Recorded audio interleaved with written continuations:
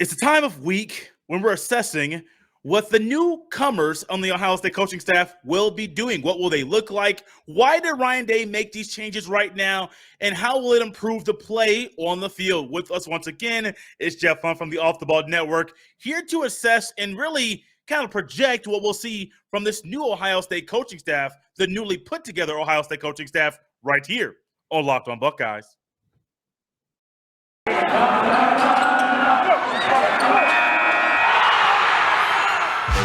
You are Locked On Buckeyes, your daily podcast on the Ohio State Buckeyes. Part of the Locked On Podcast Network, your team every day.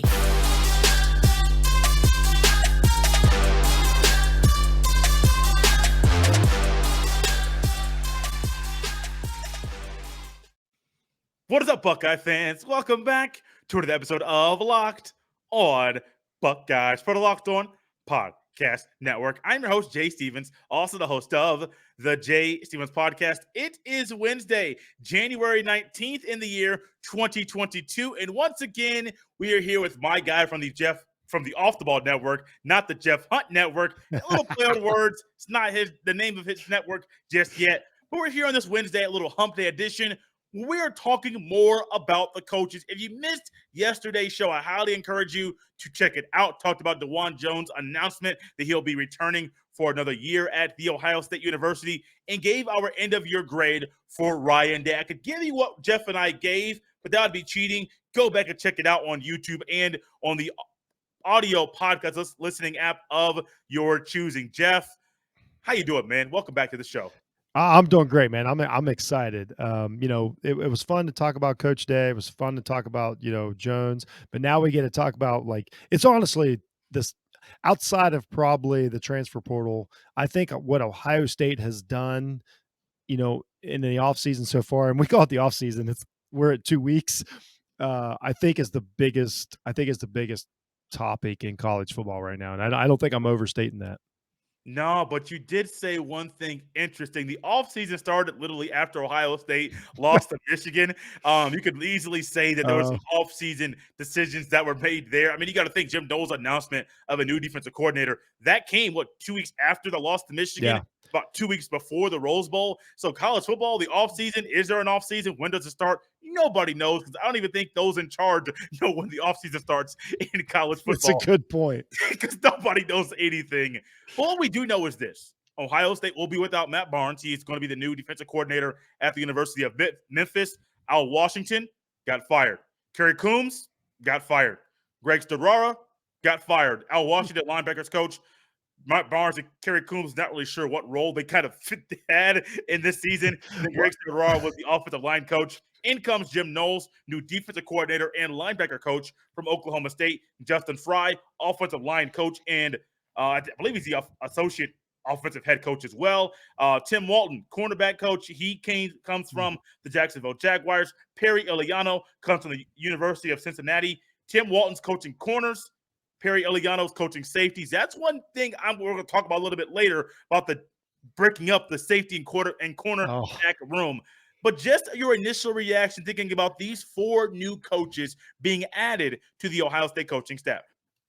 Just excited beyond belief, Jay. First of all, every one of these coaches kind of just is hits my taste buds. Like they're my type of. Let me tell you guys, that is rare because Jeff is a tough grader, just like myself. I'm a defensive back guy.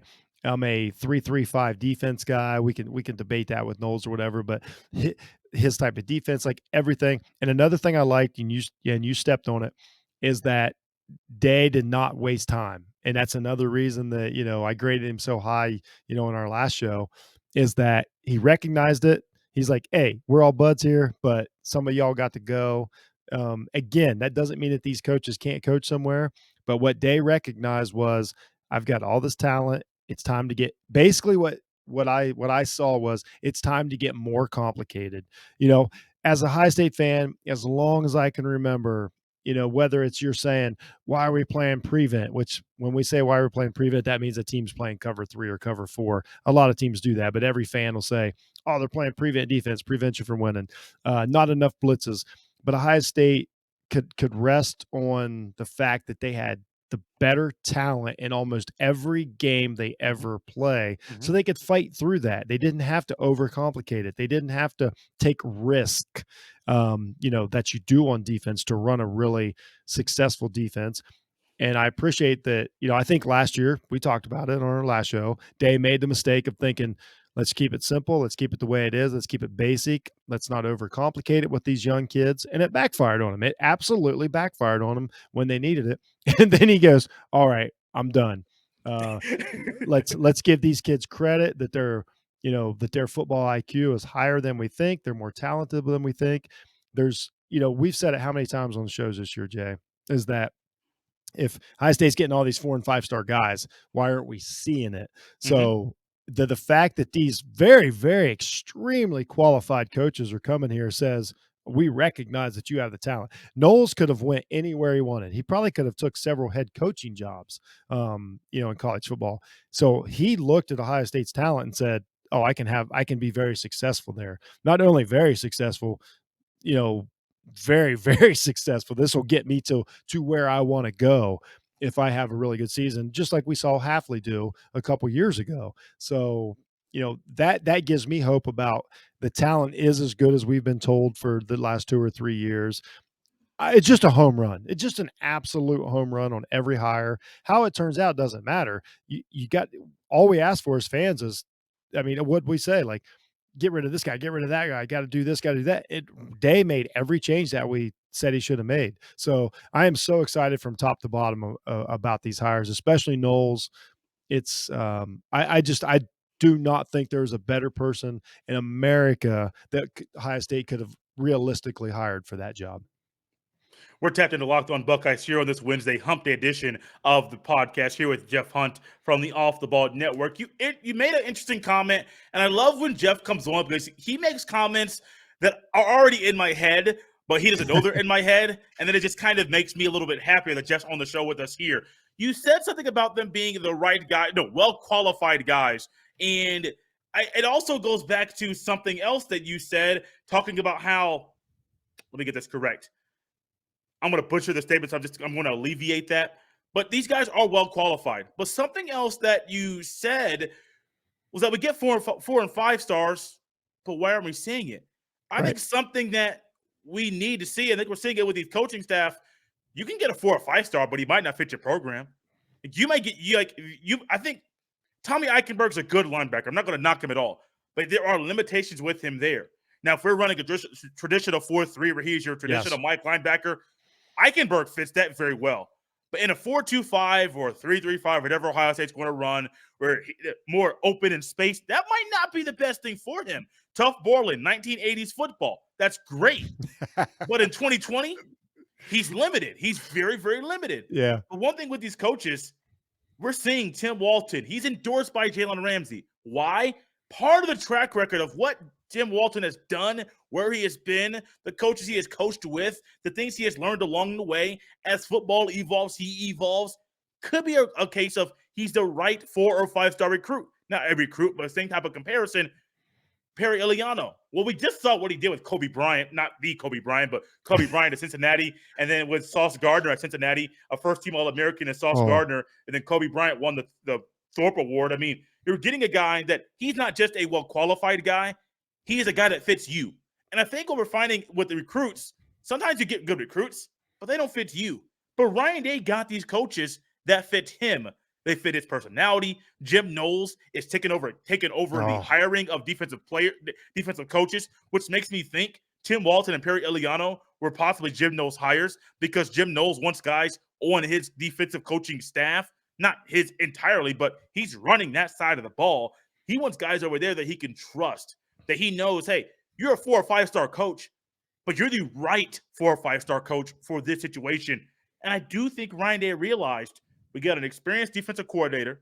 We have a guy in Justin Fry who's a former offensive tackle who's translating things to the players at UCLA and these other stops along the way. He could up our level of recruiting on the offensive line.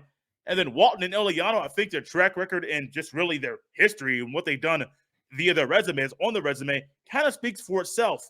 4 or 5 star coaches are great. They're all over the place. But you need to get the right 4 or 5 star coaches. And I think we got them with these 4. Yeah, what Day has done is we talk about, we compare head football coaches to chefs and stuff all the time. He has got the right staff to get the best out of his ingredients. I mean, Fry with the combination of the offensive line that High State has returning, and then you throw Henderson, and obviously just an endless list of recruits in there is perfect. A much more complicated running game, and we've complained about that for a few years now, to Yeah, where yeah. you know like his misdirection, what he does with these tackles and these guards, it's so much more advanced than anything that we've seen, honestly, in quite a long time.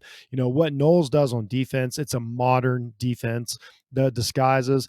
And here's what it would, kind of say is, like, Buckeyes fans were like, oh, we sell the deficiencies in the players on defense. Like some of them, like you said, Eichenberg and them.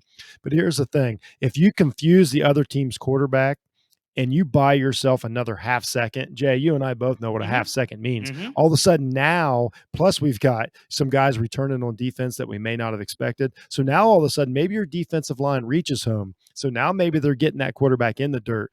You don't necessarily have to be the best corner or the best safety. If you're in the right spot, that's the key. And Knowles' defense is all about, like, making quarterbacks hesitate and Mm-hmm. attacking. He is famously says he plays offense on defense. He goes after it. Yes, they're going to give up some big plays. We all know that. It's going to be more blitzes. But what I like about it is it's modern, but then when he gets to the games you got to have, that's it. You know what I mean? Like, let's talk about the Michigan or the Oregon or whatever. That's when you got to start, bringing these exotic blitzes and everything. And I like our personnel, assuming Proctor's healthy next year and Hickman takes the next step. Mm-hmm. They are literally, like, that might be why Knowles took the job. I'm being totally honest, because he runs essentially two strong safeties. What I like, okay, selfishly, what I like about Go for it. Knowles Go for it. is he uses modern terminology that I like. It's no longer like free, strong corners and all this. Knowles is like, I may run three safeties and a boundary, and a field corner and things like that. Like, his personnel differs. What he calls his Leo, that's your if you're going to run a 3-3-5, that's your outside guy. He's basically let Von Miller, for anybody that watches pro football. It's kind Now, of would a that Von. be?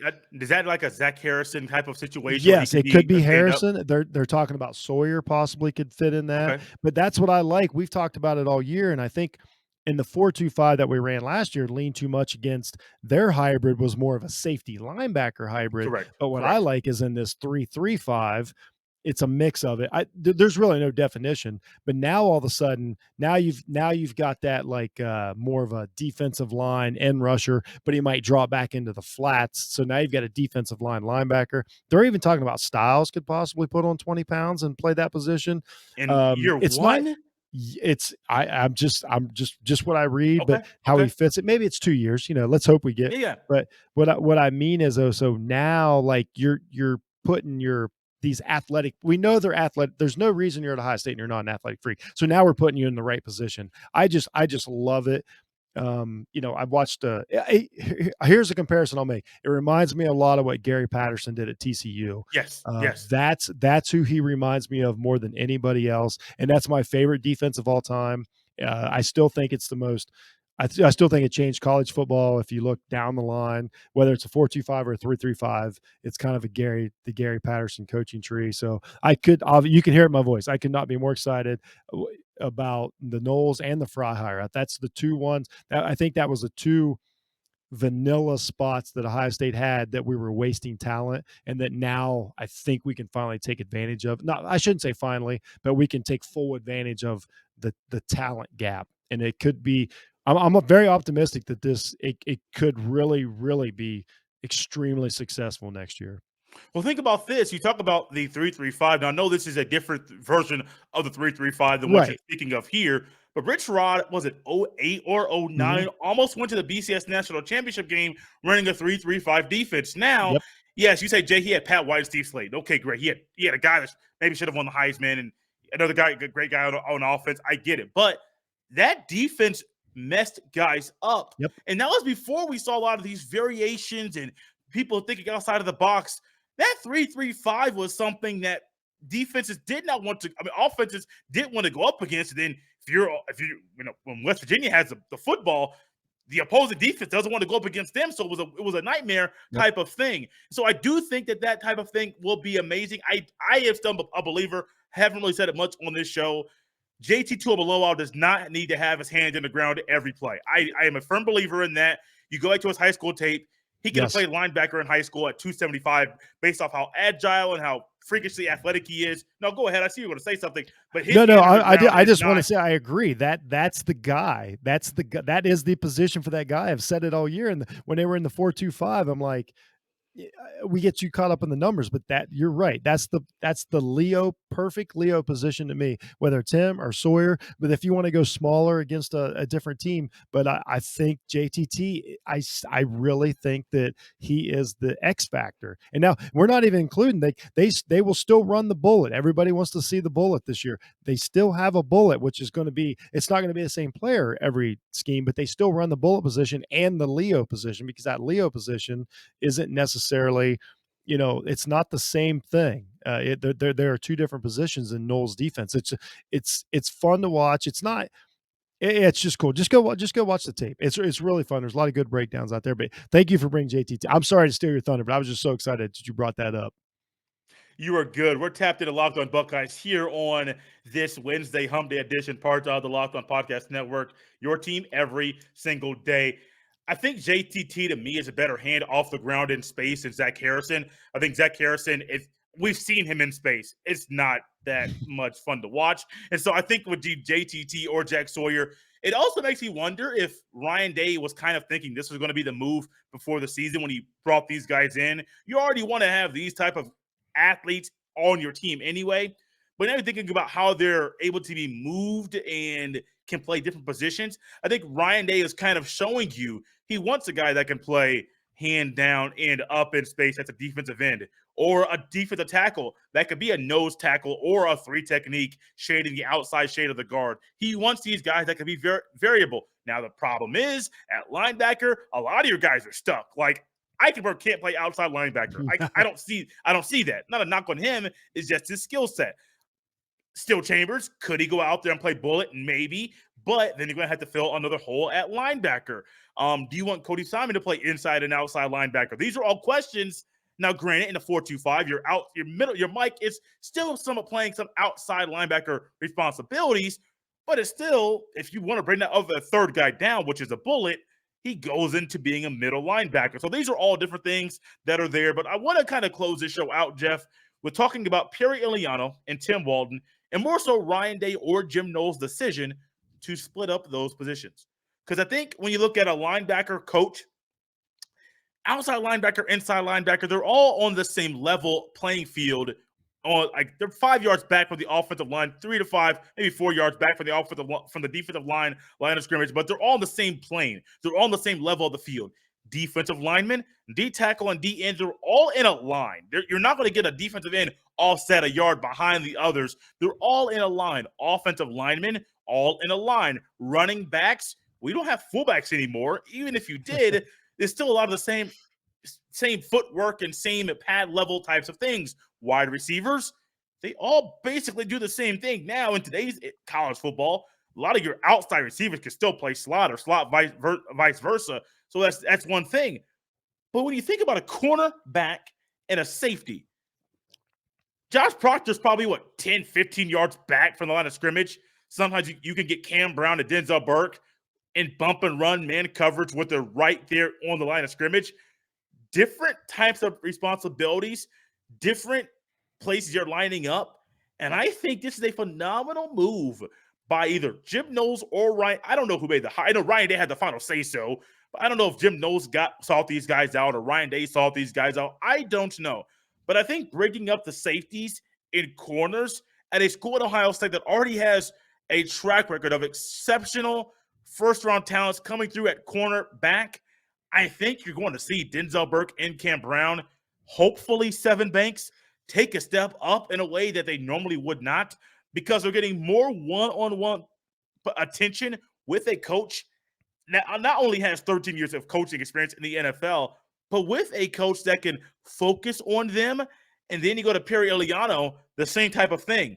Josh Proctor, Ronnie Hickman, Lathan Ransom is going to be more of a cover safety, I believe. But even if he goes back a little bit, which I think Lathan Ransom should be playing for the back at times, I think that all of those secondary positions will be a phenomenal piece for Ohio State and a pass defense that has had problems over the past few years.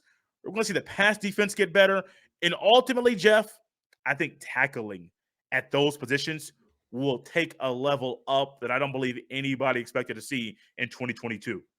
Yeah, it's a great move. You you said it best. They're different. They're completely different positions, especially again the way Knowles plays it. Like his two safeties in the middle do so many different things than the outside corners do. So I like I already like the coordination here of being on the same page of like, okay, we're bringing you in, but okay, what else do you need? And then to be able to get some of the best in the country to come in, that means that they buy in, so they're understanding it. So what we perceive is we have everybody on the same page here. If you watch the Cincinnati corners, they were wonderful. Their technique, everything they did, like it was really technique, was perfect, picture perfect stuff they did. And so then now that you got the safeties, I really love it.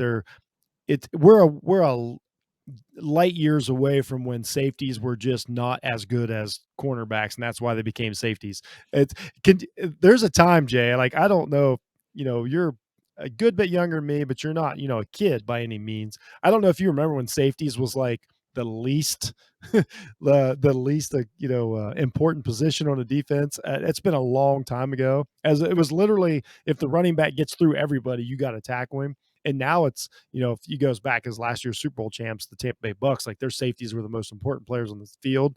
And I think that's what finally I'm hoping Ohio State understands, that these aren't throwaway positions. These are important. They're important to coverage, because what Knowles defense is going to do is the safeties, that's your that's your mask. They're the one that's going to fake coverage. They're the one that's going to fake, this and that. They're the one that's going to try and set up, the offensive line.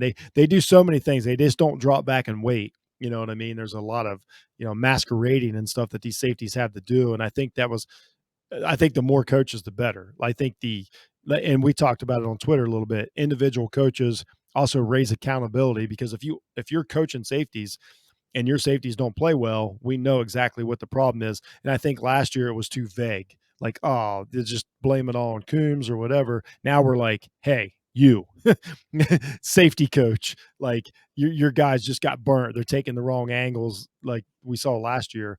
Now there's accountability. So now that increases the intensity. You increase the intensity, you increase the focus, the workout regiment, all of these things. So again, I just love it.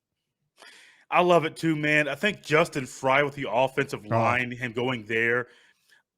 Part of the reason that Travion Henderson's freshman season was not the way that I think as good as it could have gone. I don't think they put him in the right areas to be successful all the time, but I do think it could have gotten better. He only had only 1,200 rushing yards your freshman year.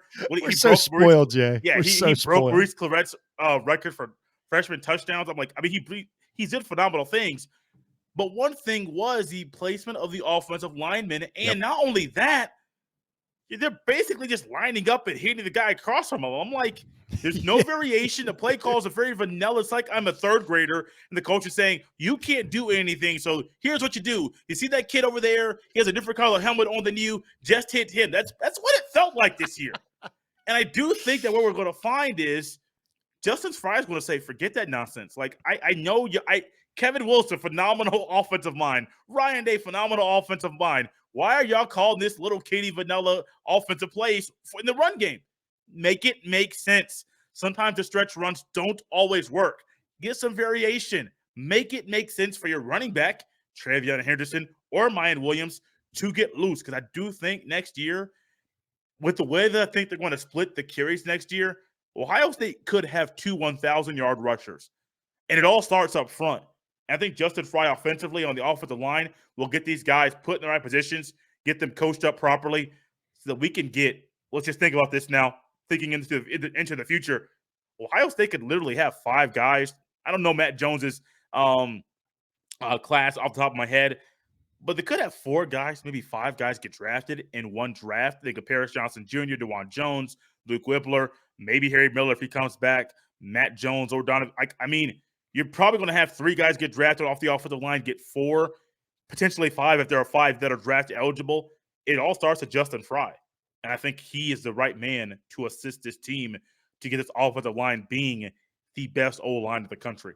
Yeah, that I mean, his running game last year was amazing if you watch some of the things he did. But what's important about it is the you know, the reality of it is you play in the Big Ten, you play, in the Midwest, you're gonna have a game to where it's gonna be rainy or icy or whatever the circumstances are, and you need to fight out these games. And High State couldn't do that last year. Luckily, Stroud was so amazing his redshirt freshman year that he overcame that. But we talked about in our grades, we could never lean on the running game. If we can lean on the running game and get through those games, like the sky's the limit. You're exactly right. Jeff Hunt, we're out of time for this show once again. Jeff and I are going to have some fun shows. I haven't told him everything just yet. The more him and I talk, we're going to have more fun shows down the road about just for you, Ohio State fans. One of them will be comparing Justin Fields, CJ Stroud, why Stroud to me had a better first year starting than Justin Fields, why I think I would take Stroud as a better first-year quarterback over Fields. Numbers say one thing, but my eyeballs tell me something a little bit interesting about CJ Stroud. Just some of the fun stuff we have coming up with Jeff Hunt. Also, we didn't do it last year. Jeff and I will compare Jim Tressel versus Ryan Day, a show we plan on doing, but we didn't do it. We did it last year with Ryan Day and Urban Meyer. That was a fun show, but I think that another one will be fun as well. Couple t-shirts for you. That's all for the day. Jeff Hunt, where can people find you on Twitter? You can find me at jhunt006 on Twitter. You can find me at offtheballnetwork.substack.com. Check out all the guys over there. And again, thanks to Jay and Locked On Buckeyes for having me on. This is a blast. Obviously, you can hear how passionate I am about talking about these things. I really, really am optimistic about next season. So everybody stay tuned. Jay, you're the best, man. And guys, you can follow me on Twitter at jstevens07. The Jay Stevens podcast is back. It was off for like a month. It had a show come out on Monday. Got another interview of a former college basketball player that'll be coming out probably next week as well. Maybe Thursday. We'll give you the concrete date on that one on Thursday's show here on Locked On Buckeyes. But good things coming there. Good things at the Off the Ball Network. If you want NBA draft stuff, they got you. Want NFL draft stuff, they got you there as well. NFL playoffs, NBA basketball, they got you. They'll take care of you there. We'll take care of you here with Ohio State stuff. I'm talking fast. I got to get out of here, guys. Have a great day.